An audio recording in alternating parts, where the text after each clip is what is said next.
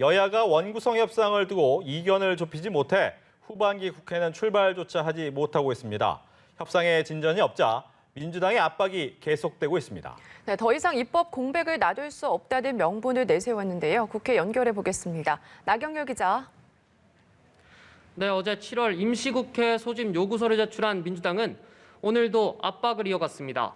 경제 위기 상황에서 민생 입법을 뒤로 할 수 없다며 여당을 향해 원구성 협상에 임하라고 주장했는데요. 우상호 비대위원장은 입법 공백 사태를 보고만 있을 수 없으니 의장단이라도 선출해서 국회 정상화를 시작하자고 강조했습니다. 박홍근 원내대표는 필리핀 특사로 떠난 국민의힘 권성동 원내대표를 향해 민생을 챙기라 했더니 이 비상 상황에 생뚱맞은 특사 활동이라고 비판했습니다.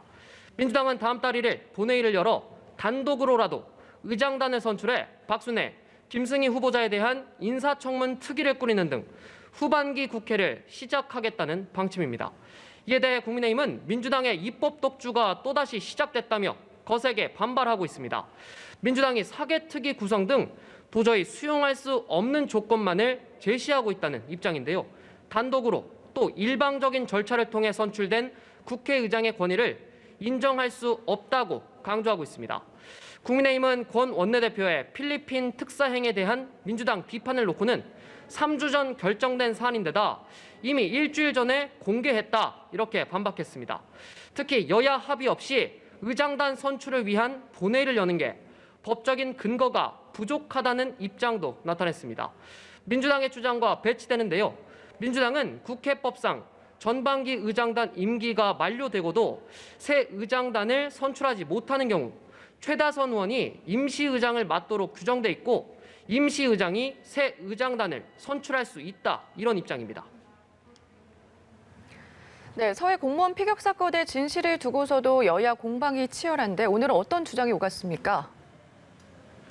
네, 여야는 서해 공무원 피격 사건과 관련해 각각 TF, 그러니까 특별팀 활동을 이어가면서 맞붙고 있습니다. 어제 통일부를 찾은 국민의힘 특별팀, 오늘은 외교부를 찾았는데요. 대북 업무와 관련된 부처를 돌면서 진실 규명에 협조해달라 이런 뜻을 전하고 있습니다. 오늘은 외교부에 남겨진 청와대 자료를 면밀히 따져보겠다는 계획입니다. 단장을 맡은 하태경 의원은 해경과 국방부 입장은 문재인 정부 때부터 바뀌었다. 사건이 은폐되고 왜곡돼 왔다고 말했습니다. 어제 해경과 국방부 관계자 등을 불러서 첫 번째 회의를 진행한 민주당 특별팀은 오늘 기자회견을 열고 월북 판단을 번복하는 과정에 윤석열 정부 국가안보실이 깊게 연루돼 있음이 확인됐다 주장했습니다. 해경이 판단을 번복하는 과정에서 대통령실, 국가안보실과 수차례 토의를 했다 이런 주장인데요. 대통령실은 터무니없는 야당의 정치 공세라며 곧장 반박했습니다. 대통령실은 해경 수사나 입장 번복에 관여한 바 없다고 밝혔습니다.